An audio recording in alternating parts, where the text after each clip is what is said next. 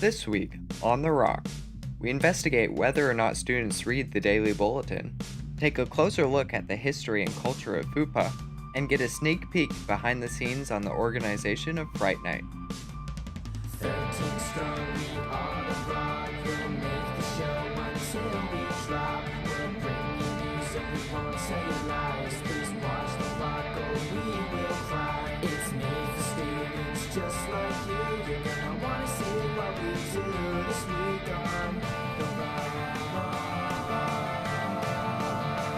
3, 2, 1, we're live. Welcome back to The Rock AHS. I'm Paige. And I'm Kellen, and we've got a great collection of stories for you today. The first segment we have for you guys was made by Aaron and Kellen. That's right. We explored if students are actually checking the Daily Bulletin. Now, that's enough talking. Let's take a look. The Daily Bulletin is a very useful tool that every student has access to. But are they utilizing it? All right, Chris, what's your favorite thing about the Daily Bulletin? Honestly, I just like the name, honestly. Daily Bulletin, it sounds like a bulletin, so I don't know. It provides the same information every day. You know, I like when it tells me to have a good weekend. I would say my favorite thing about the Daily Bulletin is sometimes I stumble upon things in there that I didn't know about, certain events or, whatever's going on in our school or our community. Do you read the Daily Bulletin every day? No. Almost every day, yes. No, not every day. I usually read the Daily Bulletin on Monday because it doesn't really change throughout the week. Do you know what the Daily Bulletin is? Nah, I'm not gonna lie, I don't. Many students don't know what the Daily Bulletin is, or if they do, they might not have time to read it. We approached Miss Franklin during homecoming week to see what her opinion is on the bulletin. Do you think kids are reading the Daily Bulletin? Not as many as I would like. I get a lot of kids coming in asking questions about homecoming, getting tickets, what the schedules are, and all of that information is actually in the bulletin. So I think it would behoove them to read it on a regular basis. And what kind of information do you think students are missing out if they don't read the Daily Bulletin? Oh bless. We last week stopped allowing people to use the main office to store their athletic equipment, still getting kids coming in and feeling frustrated that they can't store here anymore. We have information about parking permits and lunches and schedules. So they're missing out on a lot of really relevant information, and to just glance at it, there might not be something new every day, but just to give it a quick glance, I think would be really beneficial and save a lot of time for everybody. What kind of information are students missing out on if they don't read the bulletin?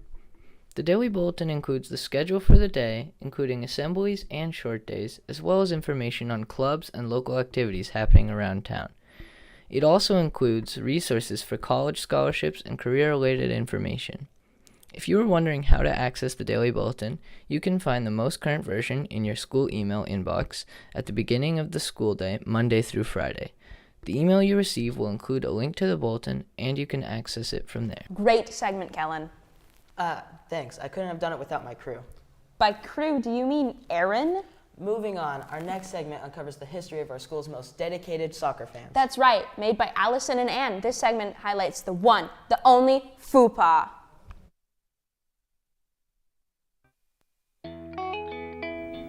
FUPA started out with a bunch of boys who had never played soccer in their life, and they challenged the varsity Anacortes High School soccer team and they said they were so bad that even they could beat them. A bet was made between Ashley Post and Mark Burns, and they played a soccer game. And the bet was if they lost, then they would have to come to all of their games for that year. One of my favorite memories was again my sophomore year, their junior year. We put on an assembly. And so it was kind of in that assembly where we asked Mr. Hancock, he was kind of unsure whether or not he wanted us in the assembly, but we got the okay and we put it on and it was great. It was definitely a highlight for me. And it was also an opportunity to come together a couple times a week for girls soccer games and just be ridiculous. Be on the sideline, chasing balls, cheering on our friends who were girls soccer players. And so again, I can't speak enough just the camaraderie that it really brought out, and again, lifelong friendships. So that's why I was a part of it. It was a bunch of different friend groups, and when I look back on it, I probably wouldn't have been friends with a lot of these individuals had it not been for FUPA. So it's been a really long time, and so those bonds that we actually formed from FUPA, from this silly bet, have actually lasted till 2022 and will be far beyond that too. I personally really like FUPA. I feel like they bring an energy to the field that we can't bring ourselves. They're our friends, they come to all the games, and they're always supporting us, and it's nice to have positive words on the sidelines. I think our school should continue this tradition because, I mean, they're not doing anything bad. They're always just lifting us up and supporting us, and in tight games, it's nice to have people cheering for you, and it can change the way the game goes and have momentum in your corner. You know, soccer, it's not always like action every play, so it can be quiet sometimes, so it's nice just to have people cheering and making the field louder.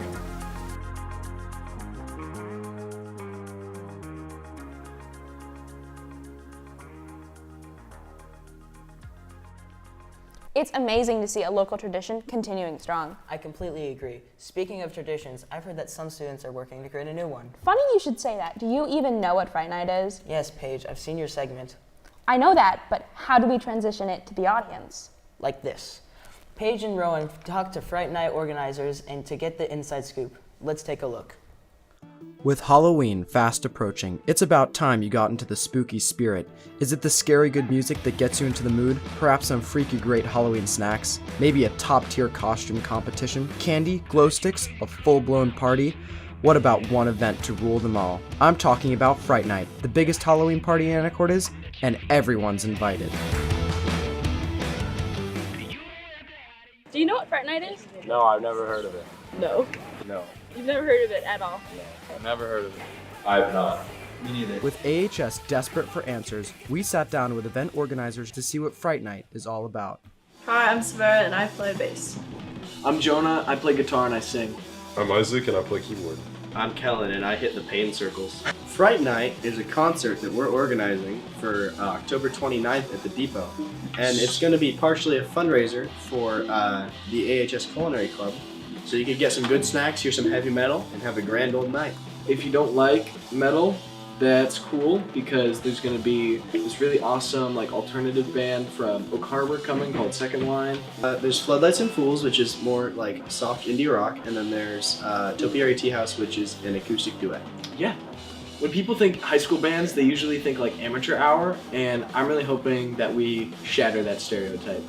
In terms of organizing it, it's primarily me and Jonah with some Isaac assistance, and also a lot of help from Doug Cassidy from Anacortes Basic Project.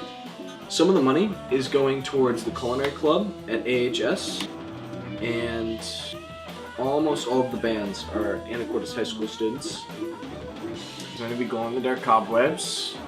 There's going to be People, look at me in my eye. The perfect Halloween party would be one with music, moshing, and a costume contest like Fright Night, which is October 29th, 7 p.m. It's $10 at the Depot, 611 R Avenue.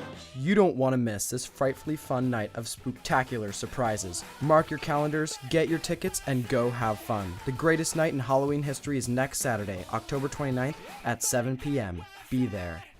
I can't wait to see all the beautiful costumes people come in. Don't hesitate to send your questions, comments, or concerns to therock@asd103.org.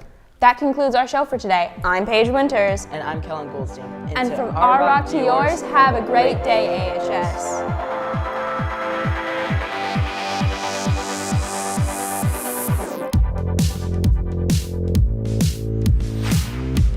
This week on The Rock, we investigate whether or not students read the Daily Bulletin, take a closer look at the history and culture of FUPA, and get a sneak peek behind the scenes on the organization of Fright Night.